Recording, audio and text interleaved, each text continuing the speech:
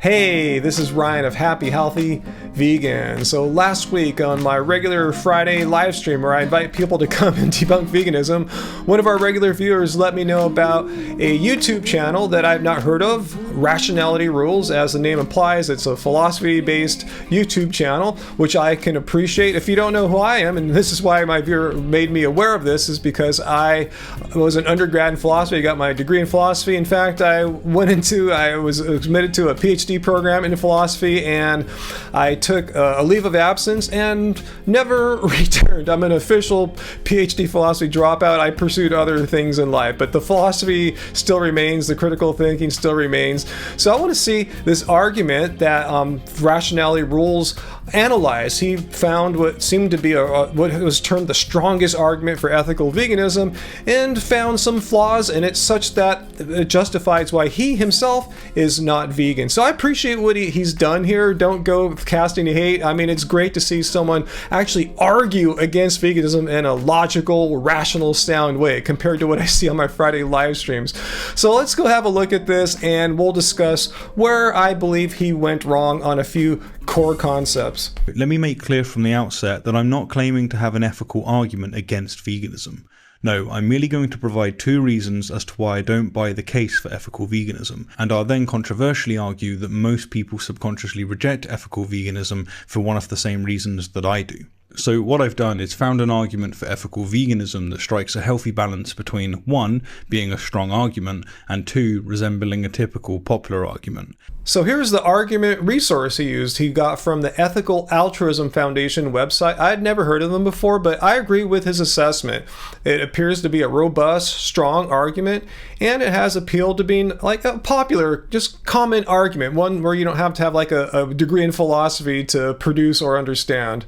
According to the Effective Altruism Foundation, the strongest argument for veganism goes as follows. All right, I have to jump in and say I don't necessarily agree with this assessment or assertion that this is the strongest argument ever made for the case of ethical veganism. It's a good one for sure. But anyway, let's hear the complete argument. Premise 1. We shouldn't be cruel to animals. That is, we shouldn't harm animals unnecessarily. Premise 2. The consumption of animal products harms animals.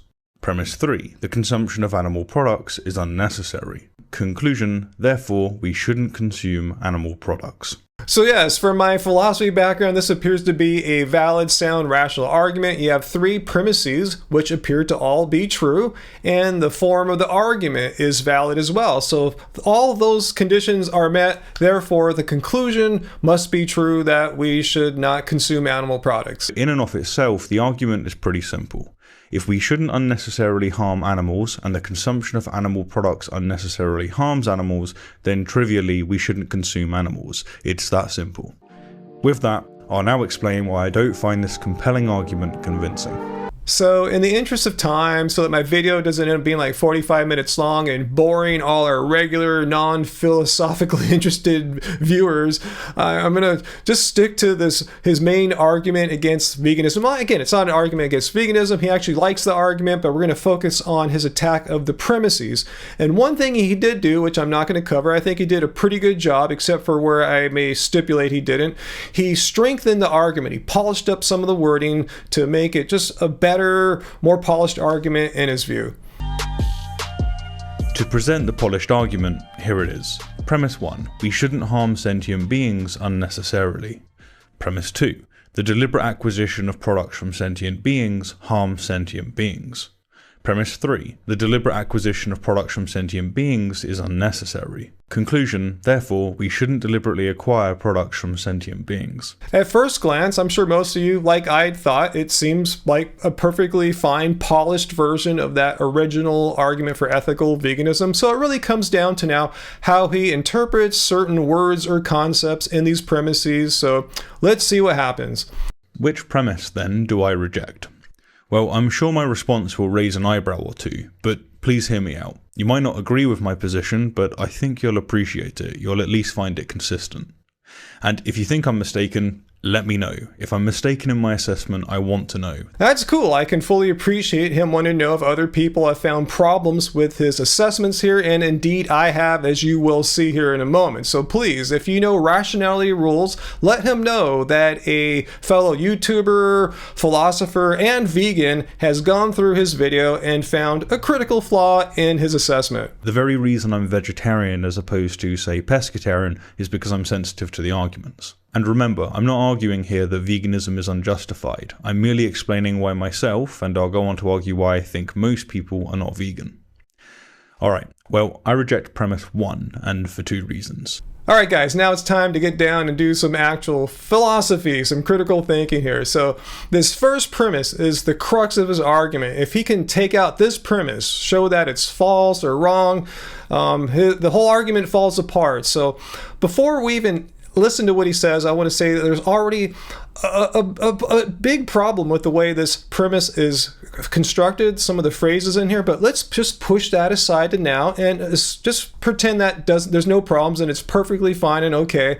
Let's listen to his argument for why he rejects this premise, and there are some big problems with that, so let's hear him out. Let's spell out the first. As vegans are well aware, vegan diets raise many moral questions of their own, and one such question is this. What does it mean to say that the deliberate acquisition of a product is necessary? Necessary for what? To again quote Doggett, if it is wrong to hurt chickens for meat, is it wrong to hurt mice and moles while harvesting crops? Well, I'm not going to reject what he's saying based on this, but I'm already hearing tidbits of a nirvana fallacy, but let's not worry about that. Let's continue on. So again, the question is, what does it mean to say that a product is necessary? Is it to live? And if so, to what degree? So before we go any further, I just want to pause the video and I want people to focus on his discussion of this concept of necessary. This is where he runs into some problems, as we'll see. So let's hear what he says here about what's necessary. Is it to live a fully healthy life, or just to live at the cost of, perhaps, a reduction of optimum performance and lifespan? Well, as far as consuming animal products and the harming of sentient beings that goes along with the consumption and production of animal products are not necessary for either of those two things he mentioned. To be healthy, for getting all the nutrients you need. And again, this is not my opinion. This is the opinion of health organizations from around the world after having reviewed the relevant scientific research, and these are the opinions of their organizations. And as far as the question of whether one may need animal products, as far as living a long life, again, that's not necessary. Studies have shown vegans and vegetarians don't live shorter lives. Like, seriously? Where's the line here? And more importantly, how does one justify this line? Well, most vegans claim that they deliberately acquire products that harm sentient beings because it's necessary for them, as an individual, to live. He is correct there. Vegans can't say, just because that we're vegan, that we are responsible for no harm in the world and the acquisition of any foods or products or services. That's virtually impossible. We live in an imperfect world. There's no such thing as absolute perfection, zero harm. Now, the following question might seem a little strange, but it's absolutely a fair philosophical query. How does the vegan determine that their life is worth more than the mice and moles sacrificed in their crops? If the avoidance of harm is so paramount.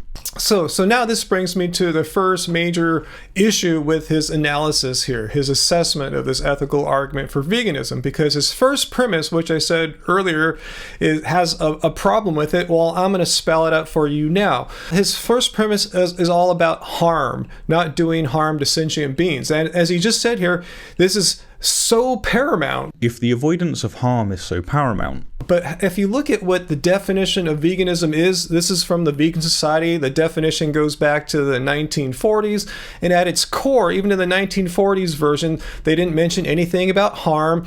They mentioned exploitation, just as they do now. Veganism is not a philosophy of no harm or zero harm. That is a philosophy of sorts, but that's not veganism. It's something else that's related, but that is not what veganism is. Nowhere in here does it say if a vegan is responsible for some harm, then you're not vegan, or veganism is null and void. That being said, it's not like vegans don't care about harm to animals. Of course we do. But what vegans are for, what we're fighting for, are animal rights. We're against cruelty and exploitation to animals, and that's been part of the definition for decades. Why does one human life supersede 1,000 mice or 1,000,000 insects? Most people take for granted that living is necessary, and so we don't tend to focus on this implicit premise, this definition of unnecessary. But as far as I can tell, this definition is completely arbitrary. It simply assumes that, in principle, it's perfectly fine to maintain one human life at the expense of infinite harm caused to infinite beings, just so long as there's no alternative method of maintaining the human's life without such harm. First, I would like to address the extreme hyperbole used here to describe how many animals are killed or harmed in the production of foods that we eat. It reminds me of what Piers Morgan said. That literally billions of insects get murdered. It's not billions like Piers said, or infinite like Rationality Rules said here. There's actually been mathematical models constructed to calculate how many animals are harmed in the production of, say, 1 million calories. And here's the complete paper if you want to analyze the formulas and assumptions. They're all here if you want to try to debunk this paper, but it's pretty obvious. If your true goal is to produce as little harm as possible, because again, zero harm is an absolute impossibility, but if your goal is to produce as little harm as possible, you'd have no choice other than to eat plants, because it's not even close. To illustrate this principle, suppose an ethical vegan was lost at sea with shipmates. If harming sentient beings can be justified in the name of continuing one's existence, then the vegan would eventually be justified in killing a shipmate for sustenance. Hell, with time, they'd be justified in killing everyone on the ship. But to get back to the central point, the main takeaway is that the implicit premise, the premise that something is unnecessary if it isn't required for humans to continue living, just isn't justified at all. It's a presupposition. Okay, so let's get back to talking about necessary, because I think the way he's using the word here is not how vegans use the word necessary. I think he's using it more in a strict philosophical sense. In philosophy, necessary has a certain meaning. It means true in all cases, no exceptions. And that's not what vegans are talking about when we say it's unnecessary to consume animal products. Yes, in most cases, it's absolutely unnecessary. We're assuming that we have civilization, we have access to food. In these cases, it's absolutely unnecessary to harm animals. Why? Because you have plant options that are perfectly fine, perfectly healthy, not going to shorten your life, yada, yada, yada. But he brings up an example of being lost at sea or shipwrecked on a deserted island or desert island, and you don't have any options. Yeah, then you don't have the same options that you do when there's not a complete breakdown of society. Let's say, for instance, like passports are necessary to enter other countries, right? Under normal circumstances, when everything's functioning fine, you produce a passport. But let's say there's complete civil unrest or war, you might be able to cross borders without passports. Hell, if you're on this floating desert island boat that he's describing here that the vegans are on, if you wash up on a tiny island in Micronesia, there's not going to be a guy there checking your passports. Why? Because you're in an unusual situation. But veganism is not applicable to bizarre, weird situations like that. It assumes a normal functioning society where you have options. That's the key word. If you're trapped on a desert island, you don't have any options necessarily to survive, maybe than to eat fish or what have you. I mean, this sort of reasoning reminds me of examples that some people bring up on my Friday live streams, why they can't go vegan. They say, I can't go vegan because not everyone can go vegan. They cite examples of people that live in primitive jungle-like societies, no access to stores, markets. They have to exist on what they can find locally, crawling around or harvesting. Yeah, people in those kinds of rare circumstances, extreme circumstances, who don't have the options that we have, yeah, they probably can't be vegan. Yeah, if you're stranded on a deserted island, you probably can't be vegan. But that's no reason to reject the premise that he's rejecting here, the premise that it's unnecessary to consume animal products or products from from sentient beings. Yeah, it's completely 100% unnecessary for him, for me, for 99% of the people on this planet, because they have access to food. But just because there's some odd or just rare circumstances where food options are not available doesn't mean we reject the premise. Yeah, it's completely unnecessary. It's like, yeah, I can't go vegan because of desert islands. The central point, the main takeaway is that the implicit premise, the premise that something is unnecessary if it isn't required for humans to continue living, just isn't justified at all. It's a presupposition. And because it's not justified, we don't have a justified means of convincing others to adopt this specific arbitrary premise over other and equally arbitrary premises, such as something being unnecessary if it isn't required to advance human well-being. So I suppose our disagreement just might be right here. We'll have to just agree to disagree. He believes that this premise is arbitrary because he can construct some hypothetical thought examples of where people might not be able to or are unable to find food, buy food in ways that we normally do, because you might get trapped on a desert island. But again, this seems like to me just a silly reason to reject veganism, saying I personally won't go vegan. That's what he's saying too. He's saying he is going to remain vegetarian because he rejects his premise. To wrap up this objection, though, the definition of unnecessary does most of the heavy lifting, and by my lights at least, it's completely arbitrary to say that one human life supersedes countless non-human animals. Again, that's not what vegans are fighting for or advocating for. Once again, it's your misunderstanding of what's the essence of veganism, which is being against exploitation and cruelty to animals, rather than some great lofty concept of a person who causes zero harm. With all of this said, however, during the month it's taken to produce this video, I've further reduced my dairy and egg consumption, and if the world keeps going the way it's going, I'll probably be vegan within the year. So more reason not to go leave mean, creepy comments in his videos or anything like that. What's more of a turn off to veganism than seeing stuff like that happen? It gives us a bad look.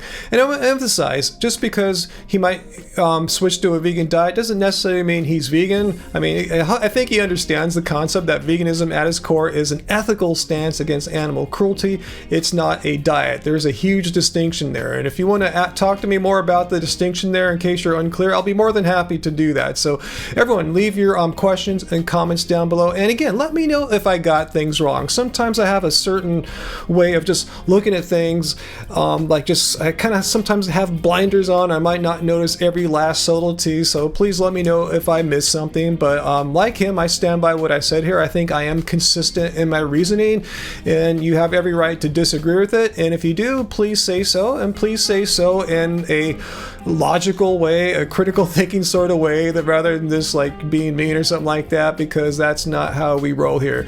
And anyway, guys, comments down below, hit like, become a channel member right next to the subscribe button. And until next time, remember, it doesn't suck being vegan. My smile may be pretty, but it's all filled with lies. And if you look closely, see, does it reach my eyes?